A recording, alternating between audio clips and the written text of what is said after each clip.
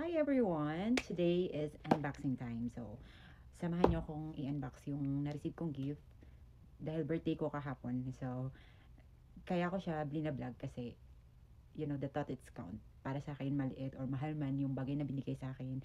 The fact that they remember my birthday. So, I'm so very grateful already. So, come with me and let's unbox. First gift that I receive is, Sudan! You know the story behind this gift is that I love chocolates and naubusan ako ng conditioner sa room ko. So, alam niyo na kung sinong nagbigay nito. Walang iba kundi yung roommate ko. See? Savior, nakasave ako. See?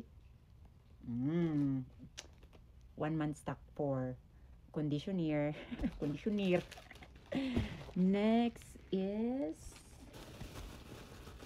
another chocolate. So, after nito, alam niyo na, pimple is real.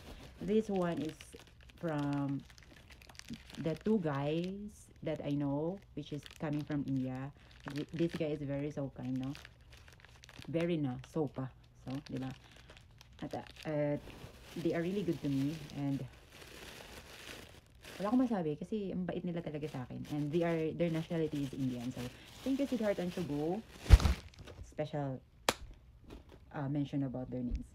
And then, I have 4 bags I have here.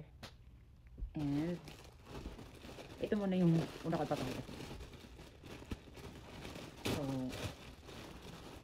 sinasabi ko na sa inyo na bawal to hingin, especially to my sister, bawal to hingin, okay? So, I have this. Wala siyang brand, but I really love it because it's classy, See? This is how it looks. Tadaan! Aura-aura lang tayo. And then, pwede din siyang sling bag. I love it. See? This is the quality.